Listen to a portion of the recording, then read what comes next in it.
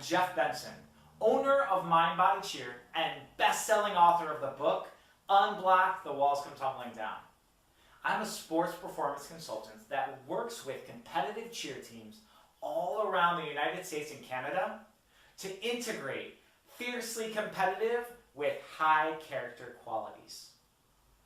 A lot of programs that I work with have been really strong at either character building or whole child development or being really competitive. There have only been a few programs that I've had the fortune to work with that have already learned how to assimilate the two. One of those programs is Modern American Cheer. So for all of you parents out there who are considering Modern American Cheer to be your cheer home, congratulations, you have made a wonderful choice. One of the reasons that I love Modern American Cheer and programs who are looking to assimilate high character with competitiveness is that what it does is allow our children to learn the tools necessary to be successful in life. So I may mention before that I love tryouts. Tryout time is my favorite time of the year. You may be wondering, why would tryouts be your favorite time of the year, Jeff? Wouldn't it be the competitions or choreography or skills training?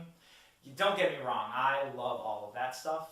But I've learned in my 20 years of experience as a program director and coach that tryout time is when I get to start seeing where I want to get my teams to go. So when I'm looking at a group of athletes together at tryouts, what I'm doing is trying to formulate a perfect set of athletes who all have strengths and weaknesses that are going to be able to come together and be the team that I know they can be in 6 to 8 months. That's one of the strengths to being a part of the program that you're choosing right now. Modern American Cheer has shown time and time again that they know the formula and what it takes to help your children be the best athlete they can be. What we are looking for are hard-working athletes. We want athletes with high character, who are coachable, who work hard and give a good, strong effort.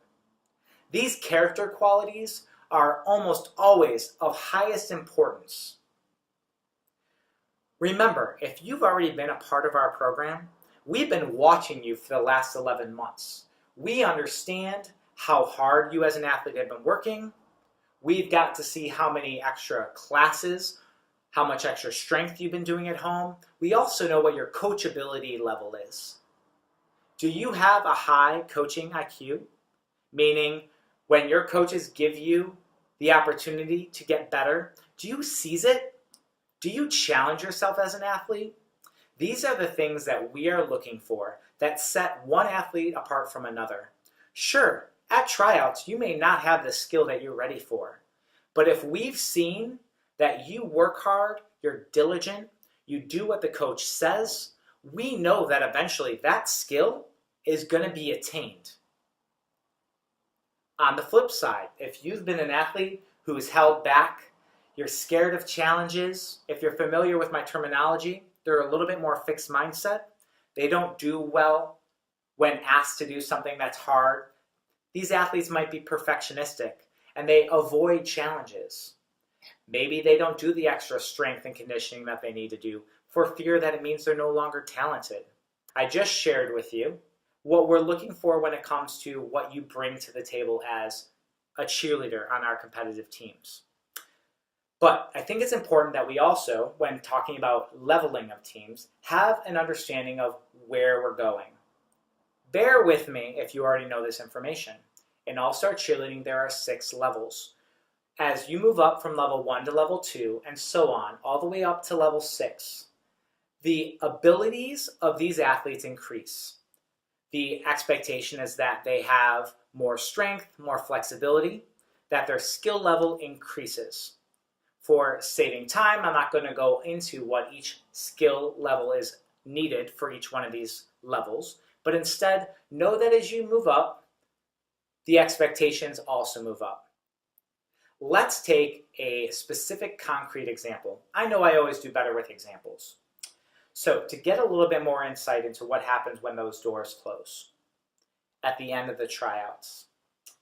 When we sit down as coaches and program directors, outside of looking at the character quotient that your athletes and your children possess, we're also looking at the specific skills. Now, I know each one of you are amazing parents. You love your children unconditionally. You are their number one fan, and you would fight for their happiness above anything else. Not unlike the coaches of your children and of the athletes of the gym. The difference here is that coaches have to be the loving, unconditional, supportive number one fan of every athlete in the gym. So though you have to focus on your child, a coach and a program director focuses on everybody. This is very important to understand when putting together teams. Though a coach may not put your child on the team that you think they deserve to be on, or the one that your child set as a goal, I promise you that you know these coaches love your son or daughter. They want to do what is best for them. Coaches have a vision of where they want to bring the teams. Sometimes more so because they have the trained eye, more so than you parents. I know you parents out there who've been sitting in the stands for 4 or 5 years, you know cheerleading. I know you do. But there are nuances that you are not privy to. A coach and a good program director can see where they want a team to go. They can see what mixed together can form the best team. So let's go back to that specific example. Let's say we have X All-Stars. They had 10 10-year-olds on a senior team last year. Along with those 10 10-year-olds, they had 10 more 11 to 18-year-old kids. They were a level 2 team, and they were very successful. Let's say at tryouts, all of a sudden, this level 2 senior team, as they're trying out, coaches start seeing more 10, maybe even 11-year-old athletes, some 9-year-old athletes who also have a lot of skill. Oftentimes, parents have a very short-sighted perspective. They have the expectation, along with their son or daughter, that I was on a senior team, I need to be on a senior team again. What I would do, I'm a consultant, so what I do now is work with gyms on how to help their teams be as successful as possible.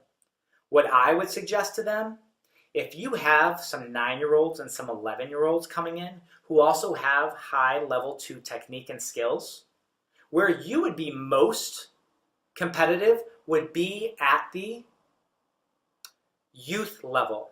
That's right. I know a lot of parents and athletes might be shocked by that and might even see it as a demotion. We were on a senior 2 team and now we're on a youth 2 team? Oh my gosh, oy vey, what's wrong?